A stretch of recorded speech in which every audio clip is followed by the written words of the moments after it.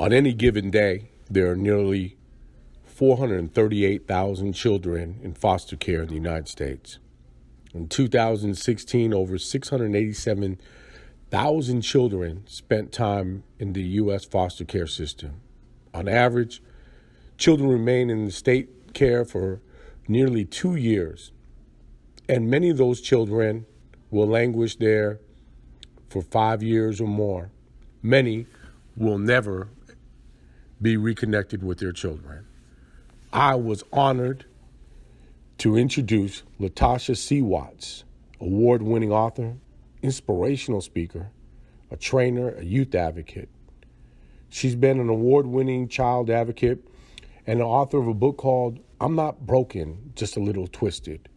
She spent her entire childhood in the foster care system, and she's going to share the story of love, that a father never has to give up loving his daughter, that a father's love can be part of the healing process. I hope that you will take this time and welcome Miss LaTasha C Watts, founder and CEO of the Purple Project in Ohio, and support this woman of excellence as she's striving to make a difference in the lives of children so they don't have to struggle to survive, but they can thrive to where they've been called to be. LaTasha Watts is the founder and CEO of the Purple Project. I don't want to really introduce her the way I normally would, because I think when you hear her story, it'll more than introduce this beautiful leader making a difference in the lives of children in the foster care system. Please welcome Miss LaTasha C Watts. Thank you guys for having me. Every time I come in, I tell my story. Everybody gets a different part of it. I was here last year and I really enjoyed myself, so I just want to thank you for having me back. I come from the foster care system, but I'll tell you this. Every time I speak, I come with a song in my head and a story on my heart. So let me tell you a little bit about myself.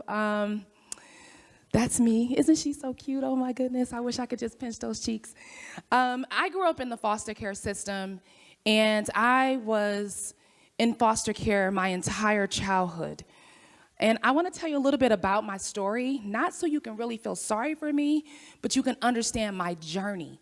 It's been a very long journey for me to stand here on the stage today to talk with you all. So I entered into foster care system at the age of 6 months. I was born to 2 teenage parents that were in love. My mother was 16, my father was 19, and back then, when you get pregnant, what do they make you do? Get married. So I said back then, so I don't want you guys to kind of know my age yet, but you'll probably figure it out sooner or later. But so my parents got married, and my mother, 6 months before I was born, her mother, which would be my grandmother, passed.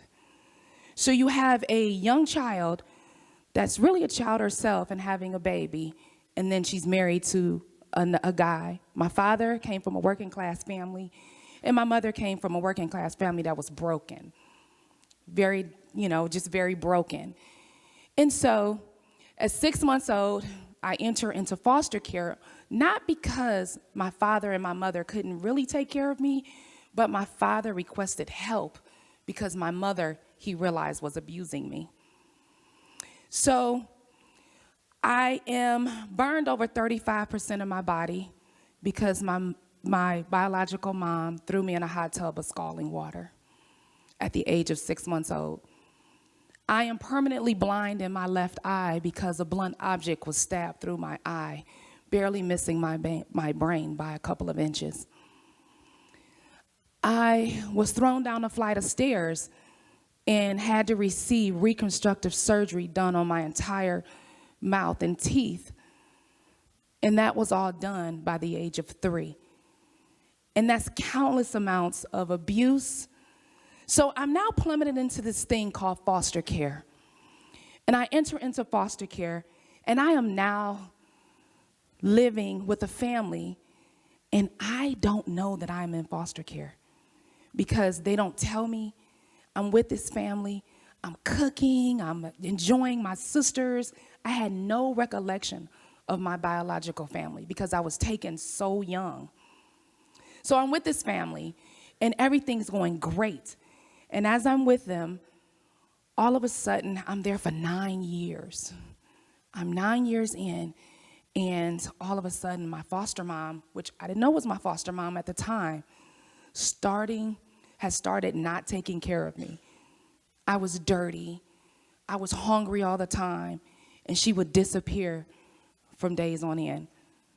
And the reason for that is because she had developed early onset Alzheimer's. So she was forgetting on days that I even existed. So I go back to a new home at this point in time. County comes and get me. And when they come and get me, they say, hey, do you want to go to Disney World and go to the movies with a new family? And I'm like 9. I'm like, oh, I get to meet Mickey? Oh, yeah, we can go. We can go do that. So I get to this new family, and I never forget it. If you guys don't know, foster kids, unless you are with an organization that provides suitcases, where do you think our clothes go when you move from place to place? Trash bags. And at 9 years old, I remember a worker dragging all of my belongings down the hall in 2 large trash bags, everything I owned. And you know what I felt like at that moment at 9 years old? That I was garbage. I had to be moved to another house, and I was garbage. Because as they're packing, they're telling me that I can't come back to the only family that I knew existed. So I go to this new family. It's culturally different. I heard all my cuss words. I learned how to cuss completely. Every language, every you couldn't even imagine. And I would use it at 9 and 10 years old. And also, I was re-victimized while I was living in that home as well. The mother at the time was a single mother, and she was only in it for, what do you guys think? The money, correct. So she got me, and she's got more kids, and she got another kid that was from juvenile detention, and I'm the youngest there. And that one kid introduced me to weed, alcohol, and I started drinking and smoking regularly every day by the age of 15. So I'm in this home, and I'm getting more weed and more alcohol. The mom and the foster mom in the house decides to get married, and as soon as she gets married, she meets this guy. He's this great guy, and I'm like, oh my God, I got a father, I got a family. This is awesome. However, he was such a cool dad because he was giving me weed and alcohol right along with my foster siblings. What do you guys think that was for? Grooming process. Somebody said it out there. It was a grooming process. He was this cool dad because he wanted to get a chance to molest me, which he did. So now I'm this kid who's been through so much trauma, unbelievable amount, and all I want is a family, and a good family. So I'm in this home, we realize, because there's all girls in the house, by the way. So I'm in this home, it's about 5 of us in the house, and he attacks me. And as he's attacking me, and I'm running around the house, and I'm running and running and running, and I get away. And then we talk about God in here for a little bit, so I got to tell you this really quick story. As I'm running, my mother used to have, my foster mom at the time, it was 2 doors, and she would keep one locked all the time, and the key was always missing. And we used to have to always search for the key to get out. Everybody remember those doors, the double doors, one lock, and the other one lock is like a little, clothing or a little, in between where you can put your clothes and, their coats and stuff. And foyer, couldn't think of the name of it. So I'm running, and I'm trying to get to this door, and he's chasing me around tables and touching me everywhere he shouldn't. And I get to the door, and I'm back to the door. I have a dog in my hand. I throw a dog at him, and I reach back behind the door, and I just knew he was going to catch me because she always left the key anywhere but where it was supposed to be. And I twist the door, and it opened. And I run out the door, and I said, surely this door is locked, and I'm going to be trapped in between the 2 doors. So I'm backing up. I reach out, and I twist that door, and I almost fall out the door to the porch because I couldn't believe it opened. And to me, that was the day God saved me. So I run outside and I run down the street and I run to the neighbor's house and I tell the neighbor, I'm giving you the short version of the story because I can be kind of winded. So I run down the street, and as I am running down the street and I knock on doors and I'm telling one of my neighbors, and they said, you got to tell your foster mom, you got to tell her, you got to tell her. My foster mom pulls back, comes back. She was at choir rehearsal. She comes back from choir rehearsal, and I say nothing. And as I'm walking back in the door, I'm behind my foster mom because I didn't come back until she came back. And he stops and puts his hand here and says, you better not tell her anything. You're a foster kid. Who she's going to believe? And so I didn't say anything. And I come back and I tell my siblings eventually, my foster siblings, and when I tell them, we're all girls. I probably tell them about 3 months later when another incident happened with another kid. What do you think happened? All these stories started to come out about all these things he was doing. We band together. We tell my foster mom, and she has to now report this on her own husband. What do you think she did? She swept it under the rug for a little bit, but she had to report it. There's 5 of us. Somebody's going to tell somebody. So she finally told, but on the day we were supposed to go down and give our statements, she picked us off one by one. She went to me first. She said, you're the leader. I'm going to need you not to say anything because I will keep you protected from now on. But if you tell, you're a teenager now. Nobody wants teenagers. So you'll go to a group home. And I had heard group home stories because I wasn't in a group home. So what do you think I used to think I did? I recanted my story and was forever labeled an habitual liar until I eventually left foster care. So he didn't get in any trouble. She stayed with him. I eventually leave. And I eventually age out of foster care 3 years later.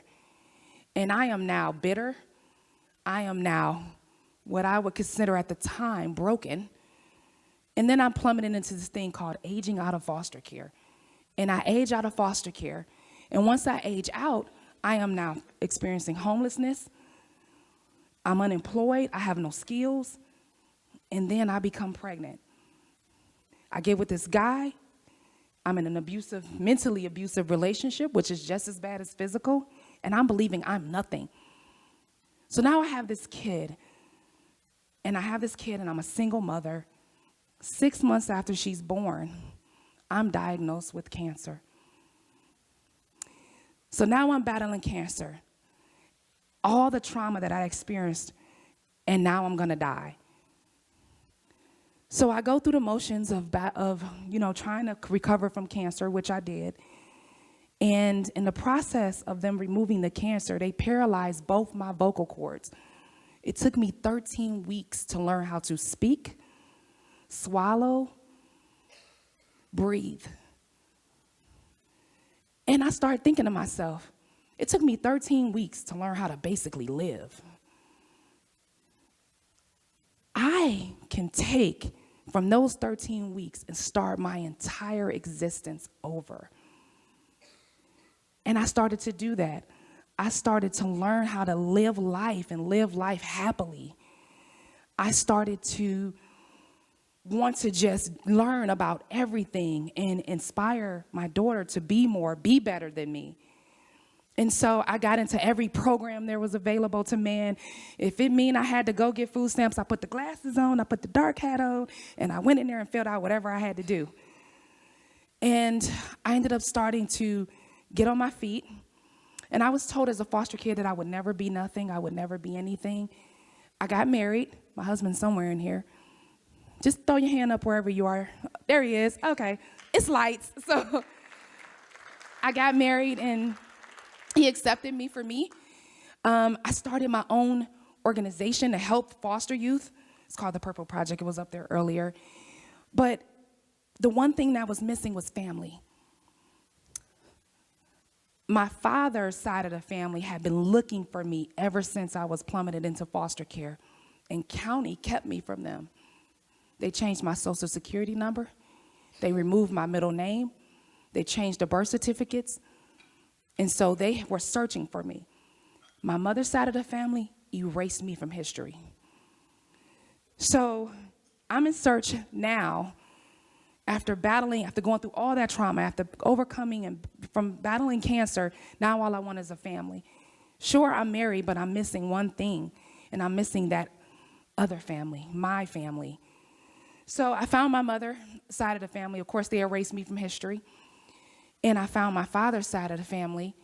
And when I found them, they were looking for me, so it was joyous. My father had a box full of everything, all court records and everything. So that way, if anybody said he didn't look for me, I had proof. I had baby pictures that I hadn't seen.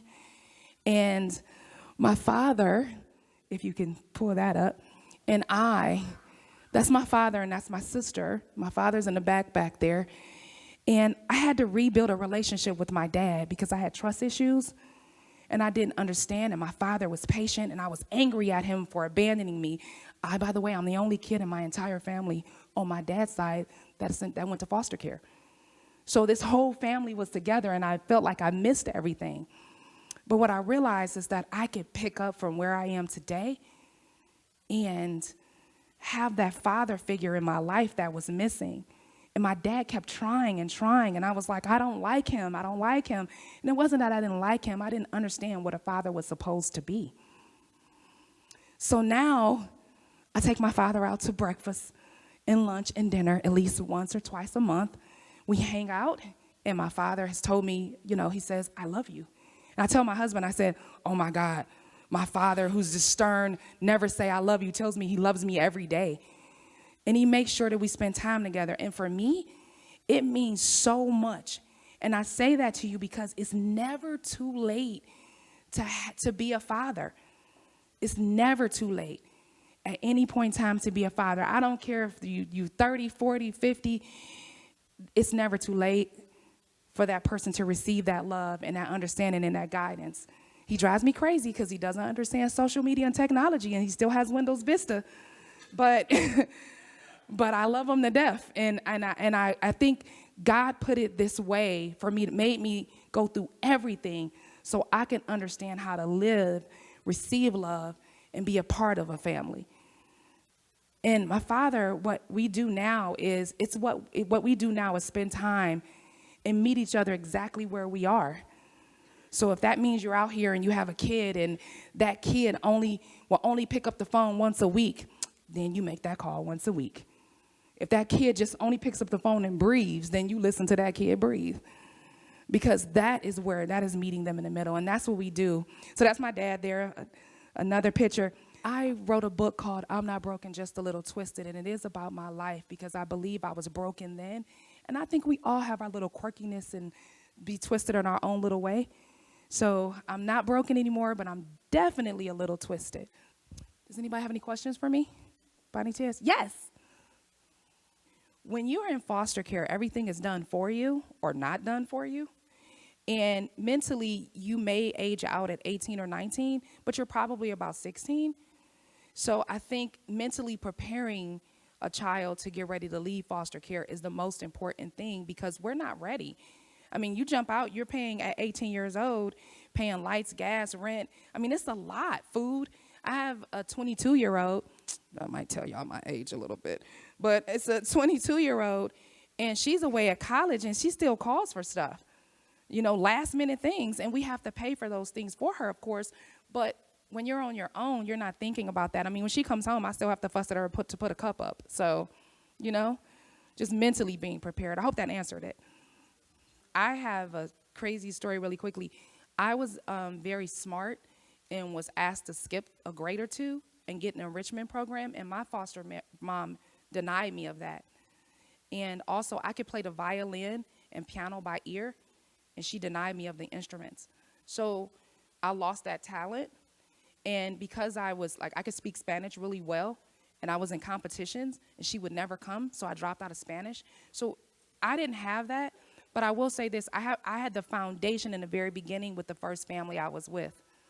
So I think just being really involved is going to be important. It's a group effort.